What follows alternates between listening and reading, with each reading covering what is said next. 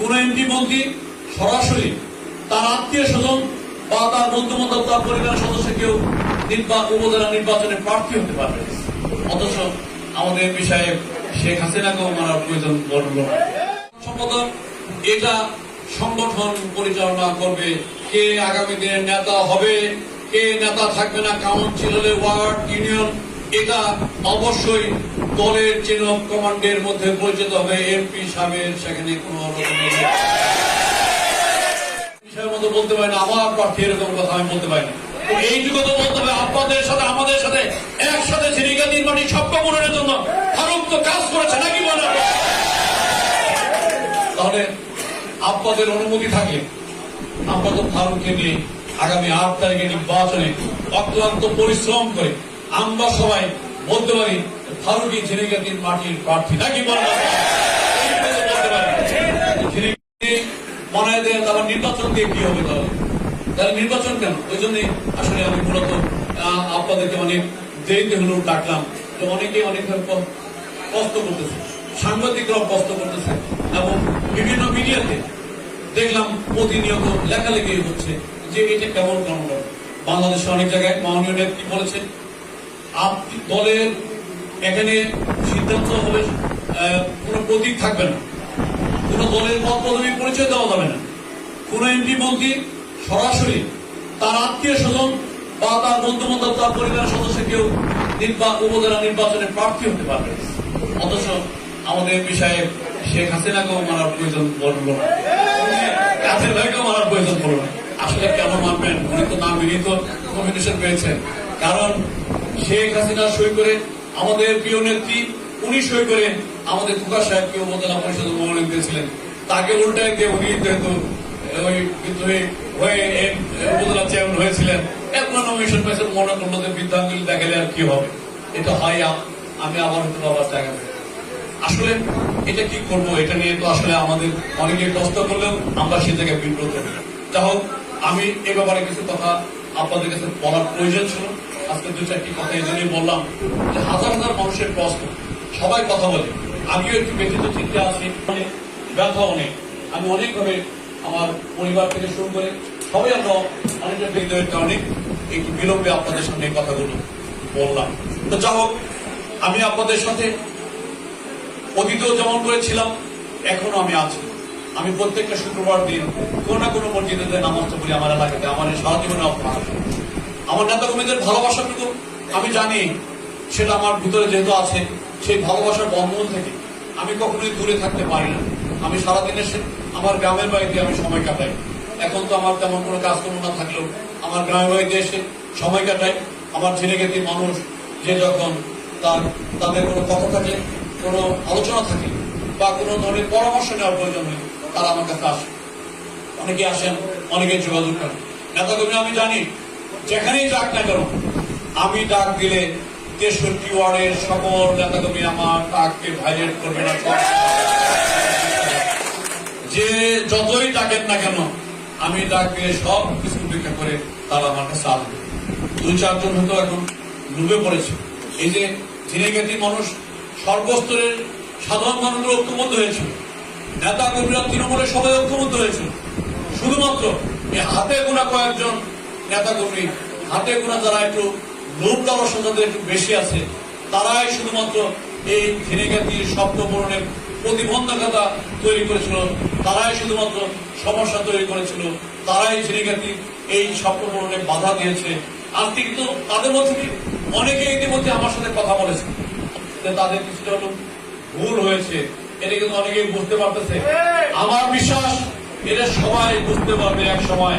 হয়তো বিশ্বজিৎ আজকে বিশ্বকের দুস্থ হয়েছে, বিশ্বজিৎকেও বুঝতে হবে এক সময় এই ঝিনাইগাতীর মানুষের সাথে বিশ্বাসঘাতকতা করে, ঝিনাইগাতীর মাটিকে বেইজ্জতি করার ক্ষেত্রে সহযোগিতা করে সাধারণ সম্পাদক এটা সংগঠন পরিচালনা করবে, কে আগামী দিনের নেতা হবে, কে নেতা থাকবে না, কাউন্সিল হলে ওয়ার্ড ইউনিয়ন, এটা অবশ্যই দলের চেন অফ কমান্ডের মধ্যে পরিচিত হবে। এমপি সাহেবের সেখানে কোন কাজে আমি মনে করি আপনি মহান জাতীয় সংসদে আল্লাহ পাক হয়তো আপনার ভাগ্যে রেখেছিল, আপনি গেছেন। আপনাকে আর একটু নিয়ম কানুন মেনে সংযত ভাবে চলা উচিত, মানুষকে সম্মান দেওয়া উচিত, দলকেও সম্মান দেওয়া উচিত। আমরাও আপনাকে ভালোবেসে আপনাকে জায়গা দেবো, এর হিসাবে আপনার চেয়ার থাকবে, আপনি দলের প্রতি সেই সম্মানটুকু আপনি দেখাবেন। সেটা আমি আমার স্নেহাস্পদ ছোট ভাই শহীদুলকে সেটা বলবো যে আপনার সেইটুকু শুভবুদ্ধি যাতে হয়। এই ধরনের কর্মকাণ্ড করে শ্রীপতি ঝিনিগাতি দুইটি উপজেলা পালন করে নাই বিধায় কখনো দলের সভাপতি সাধারণ সম্পাদক দায়িত্ব পালন করলে তার এইটুকু কথা সে বলতো না। আমাদের মন্ডবসর এমপি চান ইঞ্জিনিয়ার সাহেব ছিল, কখনো এই কথা বলার চেষ্টা করে নাই। অত্যন্ত আন্তরিকতার সাথে আমাকে ফোন দিয়ে আমাকে বলতো যে আপনি দলের সভাপতি হিসাবে সেটা সিদ্ধান্ত যেটা নেওয়ার সেটা আপনাকেই নিতে হবে, সেই কথাটাই সে বলত।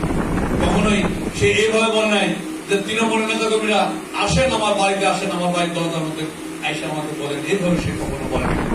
সে এই বিষয়ে আমাদের সাবেক এমপি মন্ডবসর সে কখনোই কিন্তু এই কথা বলে না। আমি মনে করি যে এখন স্নেহাস্পদ শহীদুল যিনি এমপি হয়েছেন, এখন জনগণের ভোটে হোক আর যেভাবে হোক না কেন, মাননীয় নেত্রী যাকে নৌকা দিয়েছেন, যেভাবে হোক না কেন নৌকাকে এমপি হয়েছেন, যেহেতু আমি মনে করি যে তার আরেকটু অন্তপক্ষে যেহেতু নৌকা নিয়ে এমপি হয়েছেন, আমিও আওয়ামী লীগের সভাপতি হিসেবে ট্রাক প্রতীক নিয়ে নির্বাচন করেছি, প্রতিযোগিতা করেছি। নির্বাচনের পরে উনি আমাকে ফোন দিয়েছিলেন, আমি তখন ঢাকায় নির্বাচনের পরে আমি শারীরিক মানসিক আমাদের একজন অতিরিক্ত সচিব বেলাল সাহেব ধানসে তার বাবা মারা গিয়েছিল। আমি ঢাকাতে আসার পরে সেই জানজায় আসতে আমার সাথে দেখা হলো, বলল ভাই আমি আপনার সাথে দেখা করবো, পাশে আসো, কোনো সমস্যা নেই। আমি তাকে বলেছি এইটুকু কথা হয়েছে, তার সাথে আমার কোনো কথা হয়নি। দলীয় প্রার্থী একক প্রার্থী করার ক্ষেত্রে ছোট ভাই শহীদুলকে আমি বলবো যে তুমি কি হয়েছে, আমি বলবো আমি তোমার সাথে পরিচয় করেছি, দল তো আমাদের একটাই, উচিত ছিল এমপি সাহেব যা অন্তপক্ষে আমাকে ফোন দিয়ে বলতে পারতো যে আমরা একটা প্রার্থী করতে চাই, সে কথা তো সে আমাকেও বলতে পারতো। সেই জায়গায় যদি আমার আন্তরিকতা ঘাটতি হতো তাহলে বলতে পারতো যে আমি বড় ভাই যিনি দলের সভাপতি, উনি এমপি, আমি দলের সভাপতি, চেয়ার তো দুইটা আছে নাকি বলেন আপনার। তো আমি বলি উনি যদি আমাকে বলতেন অবশ্যই আমি বলতাম যে ছোট ভাই তুমি তো যেহেতু এমপি হয়েছো, তুমি বলেছো চলো আমরা মিলেমিশে একজন প্রার্থী করি, সেই ক্ষেত্রেও আমি তার সাথে অবশ্যই আলোচনা করে একক প্রার্থী করার ক্ষেত্রে আমি নিশ্চয়ই আমার ভূমিকা থাকতো নাকি বলেন আপনার। সেটাও কিন্তু বলেন নাই।